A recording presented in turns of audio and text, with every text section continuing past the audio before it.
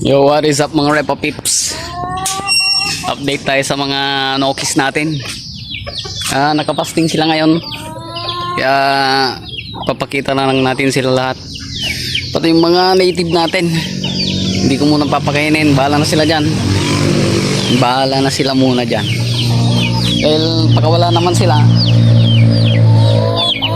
Kaya no worries. Kumakain pa rin ng mga yan.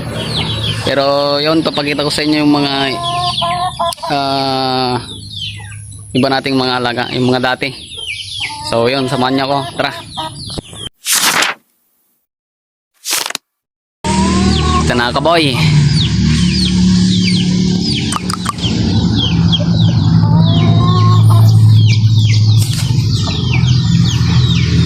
Mapula na yung mukha niya pero pet pa rin ako.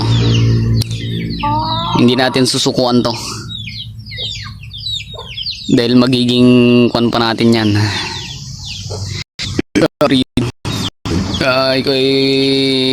Sasabak ko siya sa mga native para malalaking native. Yan.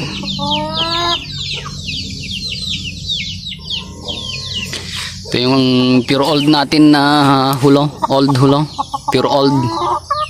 Tanda na ito. 3 years. 3 years old na yan. Si Tanaka Boy 3 years old na rin.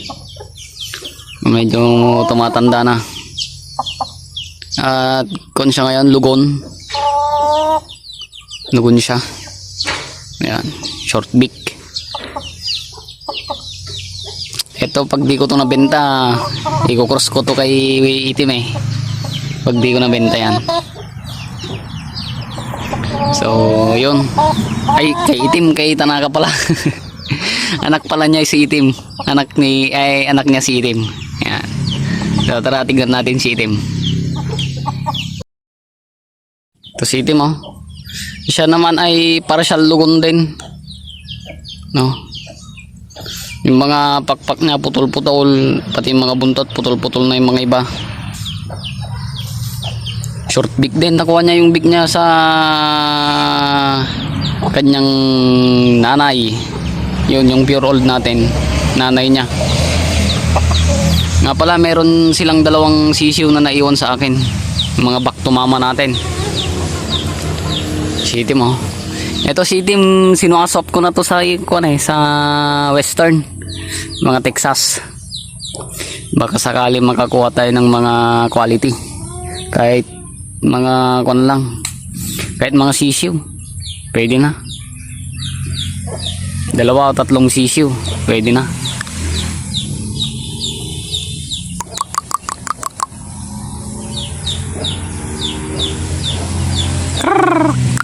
Yan, nakapasting sila ngayon dahil linggo ngayon eh.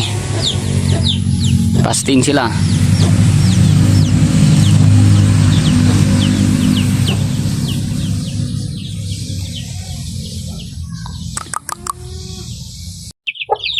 Ito naman yung dalawang sisiw na back to mama natin. Ito yung itim, palagay ko yan eh. Pulit. Tapos yung size tag. Baka magiging pula yan paglaki. Ganyan din yung kapatid ni itim eh. Doon. Puti. Tapos nung lumaki, pula na. Yan. Kaso may ilap lang, may ilap.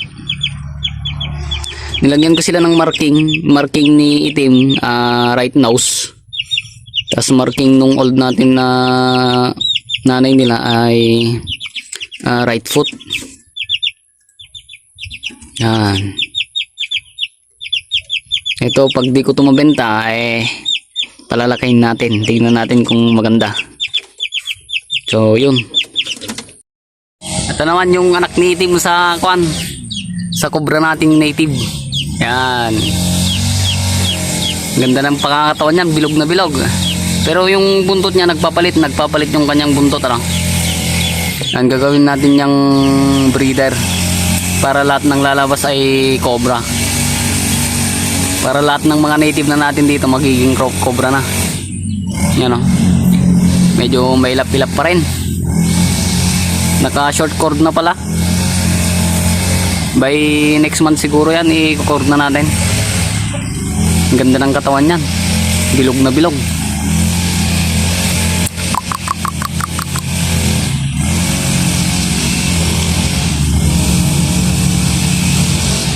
So, yun lang muna mga Repa Pips, ano. Hindi natin sila papakainin, nakapastig sila ngayon.